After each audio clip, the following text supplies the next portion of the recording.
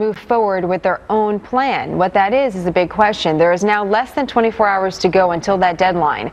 Our president, President Obama, is calling for calm on both sides.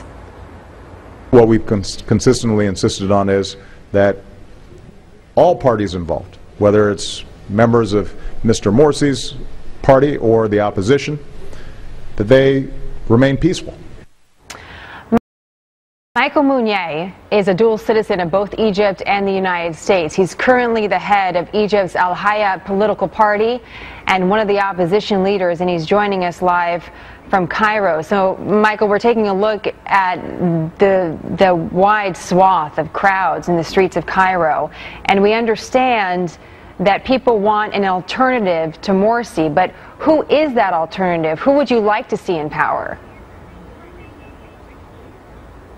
Well, I mean, we want to see Morsi go first, and I think I want to go back to what President Obama says. I think President Obama is making another mistake where he's delaying what he should be actually doing. He should be calling on President Morsi to respect the will of the people and to step down peacefully and to pull his supporters that have been trying to terrorize protesters, peaceful protesters from the streets, and to just yield to the will of the people. I mean, we've seen millions and millions of people since the 30th going on in the streets asking for his resignation.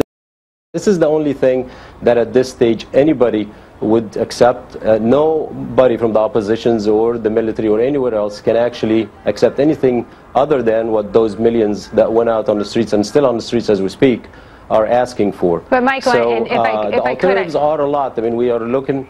There's a little delay as well. I just want to jump in here because one of the things that our viewers are also hearing from people that say the president is making the right move is that Morsi was democratically elected by millions of people in the country as well. And so how do we support his resignation without knowing what is the future of Egypt and what that next government will stand for?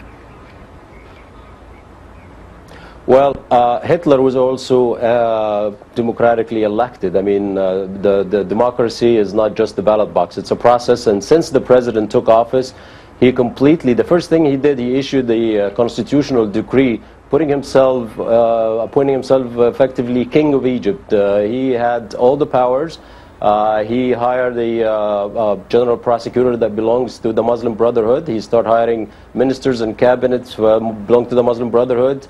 He even put a terrorist in a governor position. That guy had been already convicted of killing foreign tourists that came to Egypt, and he put him in one of the cities that actually thrives on tourism.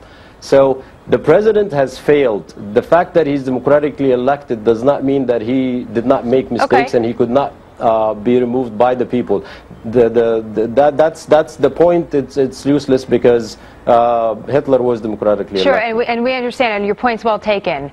As we're witnessing this revolution from the outside looking in, one of the questions that still surfaces is what is the Egypt that is the next Egypt to become? What do you think the government, the true government of the people of Egypt, will stand for once this revolution, and it's anyone's best guess at when it ends or when it began and all of that, but what is the ideal Egypt of the future? The ideal Egypt is an Egypt for all Egyptians, Islamists and non-Islamists alike, minorities, Christians, women. What Morsi did, and the reason everybody's on the street, he forced a constitution on everybody that no one liked. It's a constitution that is turning Egypt into an Islamic state. Majority of Egyptians are Muslims, and the majority of those Muslims do not like that constitution. So the best process and the first process to rebuild is to actually draft a new constitution. We can take a little bit of time to have a constitution that is worthy of this revolution. This great nation has put a lot of time and effort, everybody, in the past 2 years to make sure that we have a democracy, we have religious freedom, we have the respect of the law. None of this stuff was happening under this president. Understood, and I just need a quick answer to this. Do you want to be president of Egypt? Unfortunately, according to the Constitution, I can't because I'm also Christian. But we have many talented people that were excluded from the process by the older crowd, the 70 and 80-year-old guys that still gripping power in Egypt and trying, whether it be on the opposition, by the way, or in the government. And what we want to see a second tier. We want to see people in their 40s leading this country. Egypt is a country that has stars all over the world. And most Egyptians that immigrated to the outside world have been extremely successful. There are two advisors of President Obama who are actually from an Egyptian origin. So interesting. What we want to do is want to make sure those people can come back to Egypt and can rebuild Egypt. You have a very interesting story yourself, and we appreciate the time that you're taking to share that with us. It's interesting to note that you're not eligible to be president, and that's something we're going to want to learn more about. But Michael, we look forward to having you back. Thank you so much for the time today. Thank you, and hopefully in the new constitution we can change that. All right, thank you very much, sir. When we come back, the George Zimmerman murder trial, it's in recess right now, but there's been plenty of gripping testimony to talk about. Our analysis from